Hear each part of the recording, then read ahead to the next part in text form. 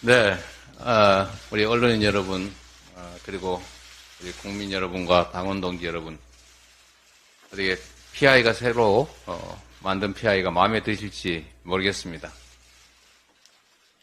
우리 민주당이 지켜온 가치 더 확대하고 또 거기에 맞춰서 우리 국민들의 기대 수준에 맞게 새로운 변화를 저희가 추구하겠다는 의지를 담았습니다. 아까 말씀드렸던 것처럼 우리는 민주주의의 가치와 질서를 지켜내야 됩니다. 모든 분들이 체감하고 계신 것처럼 우리 민주주의가 파괴되고 있습니다. 수많은 사람들의 희생과 헌신으로 지금 차곡차곡 한 계단 한 계단 쌓아왔던 우리의 자랑스러운 민주주의가 위기를 맞고 있습니다. 이 위기를 맞은 민주주의를 지켜내고 또 우리가 앞으로 더 확대하고 더 키워나가겠다는 의지를 첫 번째로 담았습니다. 두 번째로 이제 미래의 가치입니다. 우리는 과거가 아니라 미래로 가야 합니다.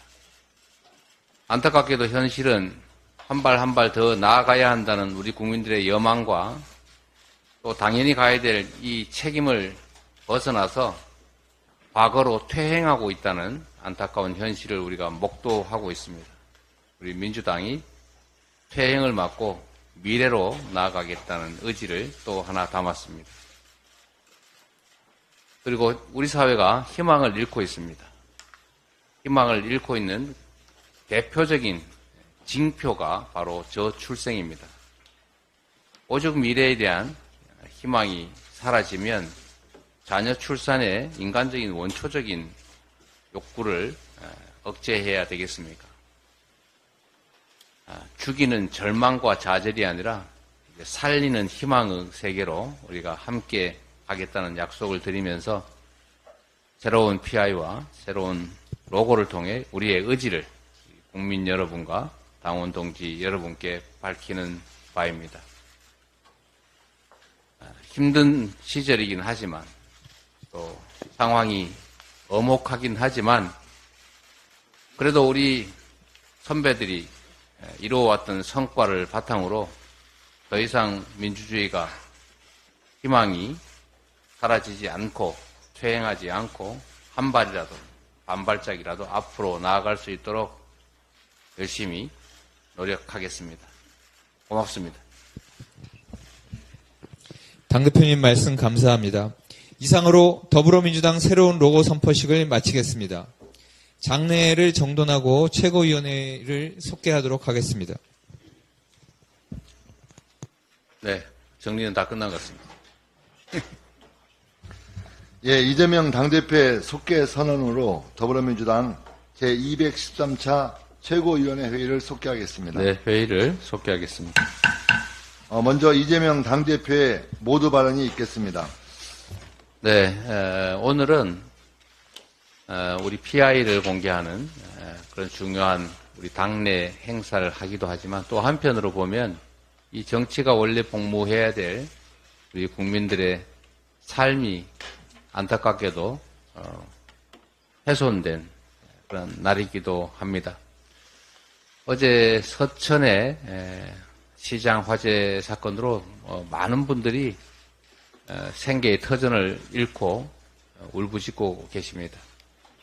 그래서 오늘은 현장에 직접 다녀오신 우리 원내대표님께서 먼저 현장 상황에 대한 소회와 또 우리 당의 각오를 먼저 말씀해 주시고 저는 가장 마지막에 말씀을 드리도록 하겠습니다. 네, 대표님 감사합니다. 어제 서천 특화시장 화재 현장에 다녀왔습니다. 시장 점포 전체가 완전히 소실됐습니다. 227개의 점포가 다 소실돼서 시장 상인들의 삶의 터전이 사라졌습니다.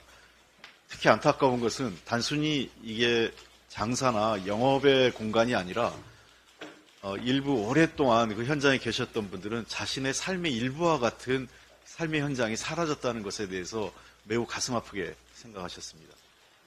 이 설날 대목을 눈앞에 두고 있어서 여러 가지 이 상품을 가득 채워놓은 상태에서 불이 났기 때문에 많은 재산상의 손실도 입으셨습니다. 특히 설날 대목 장사까지 포기할 상황이었기 때문에 어제 현장에서 많은 요구가 있었는데요.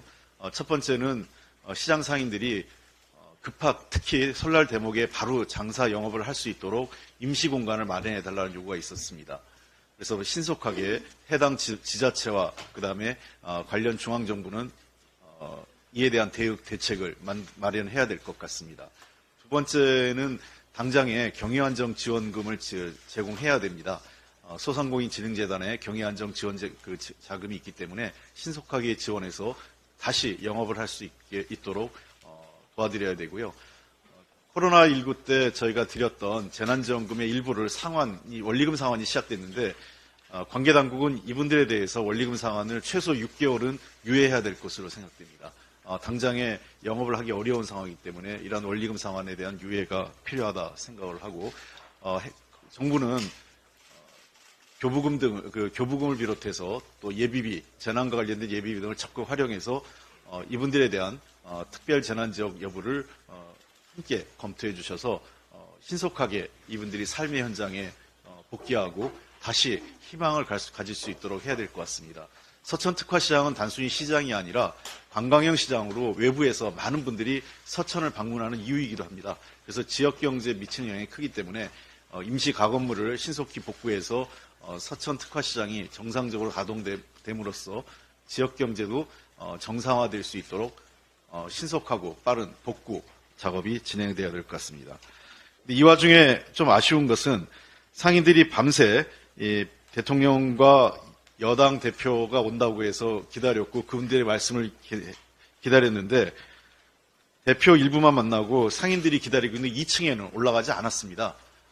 그리고 실제로 어제 대부분의 뉴스에서 화제가 된 것은 재난 현장에 가서 그분들 위로하는 모습보다는 갈등이 빚고 있는 대통령과 여당 비대위원장 간의 화해의 모습이 그 두 분의 투샷이 어제 메인 뉴스로 올라가는 것 자체가 아이러니합니다. 자신들의 권력 다툼에 대한 화해 현장을 재난의 현장을 그로 인한 장식품으로 사용한 것 아닌가 매우 유감스럽습니다. 이러한 것들에 대한 비난을 그리고 국민적 여론을 그래도 이게 단순히 현장 방문이 정치적 쇼가 아니라면 제가 지금 말씀드렸던 현장 상인들의 목소리를 반영한 얘기입니다. 이러한 내용들에 대해서 정부는 신속하게 대응해 주시고 민주당은 이에 대해서 국회 차원의 모든 협조를 아끼지 않겠습니다. 그리고 한동훈 비대위원장에도 다시 한번 말씀드리겠습니다. 어제 대통령 전형차를 내린 이후에 대통령에 대한 존경과 그런 마음을 표시했는데요. 용기 있게 카톡 지시보다는 국민의 눈높이에 맞추고자 했던 그 자세를 다시 한번 기대해 보겠습니다. 그러기 위해서는 쌍특검에 대해서 찬성 의견을 내십시오. 그리고 김건희 여사 같은 경우는 명품백과 관련돼서 사과로 끝날 일이 아닙니다. 사과는 기본이고 이 문제에 대해서는 수사를 통해서 불법 여부를 명백히 밝히고 잘못이 있으면 처벌받는 그것이 공정과 상식입니다. 약속 대련이 아니라면 그리고 국민의 눈높이가 맞다면 한동훈 비대위원장은 카톡 지시 대신 다시 진짜 여당 비대위원장으로 국민의 눈높이에 맞춰주시길 부탁드립니다. 금주 들어 서울 등 수도권의 아침 최저기온이 영하 18도까지 떨어지면서 가장 혹독한 추위가 이루어지고 있습니다. 국민적 고통이 이루어지고 현장에서 일하는 생업에 종사하는 많은 국민들이 어려움을 겪고 있습니다. 정부는 이에 대한 대책을 신속히 마련해서 국민들의 고통을 줄여야 될 것 같습니다. 특히 당장 2024년 강원 동계 청소년 올림픽이 진행되고 있기 때문에 이런 동계 대책을 정부는 신속하게 마련해서 해외로부터 많이 온 우리 청소년 대표들이 이런 혹한으로 인해 고통받지 않도록 제2의 잼버리 사태가 발생하지 않도록 조치를 취해 주시기 바랍니다. 민주당은 국민 생명과 안전을 위협하는 북극 한파와 같은 극심한 기후변화를 민생 현안으로 인식하고 근본적이고 실질적인 대책 마련에 최선을 다하겠습니다. 지난해 전국 법원에 접수된 개인회생 법인 파산이 역대 최대치를 기록했습니다. 대법원에 따르면 전국 법원에 접수된 개인회생 건이 12만 건이 넘었습니다. 법인 파산 건도 1657건으로 각각 집계됐는데요. 이는 전년 대비 34.5% 그리고 60.1%가 늘어난 사상 최고치를 경신한 것입니다.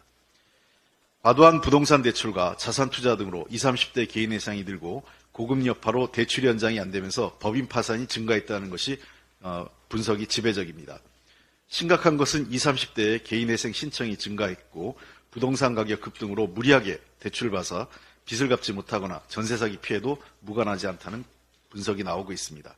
중소기업도 코로나 시기에 받았던 정부 지원 혜택 중단과 경기 침체로 업종을 불문하고 대다수 기업이 위기에 몰리고 있습니다. 정부는 이에 대해서 실효성 있는 대책을 마련해야 합니다. 적극적으로 대응 안 하면 개인회생, 법인 파산 신청은 매년 최대치 기록을 경신할 것입니다. 취약차주 보호를 위해 채무를 장기분할 상환으로 전환하고 원리금 감면 등 금융기관의 자체적 채무 조정을 유도해야 합니다. 민주당 지도로 지난해 제정한 개인채무자 보호법이 바로 그러한 취지입니다. 10월까지 법 시행을 기다리다 늦을 수도 있는 우리 경제의 한계 상황입니다. 금융감독당국은 법 시행 이전이라도 금융기관에 명확한 지침을 내려서 사적 채무 조정을 제도화하고 채무자의 과도한 연체이자 부담을 완화한 것을 촉구해 주십시오. 중소, 중견, 한계 기업을 위해서는 문재인 정부에서 도입한 바 있는 기업 구조 혁신 펀드의 규모를 선제적으로 확충하고 조속히 집행해 줄 것을 거듭 촉구합니다.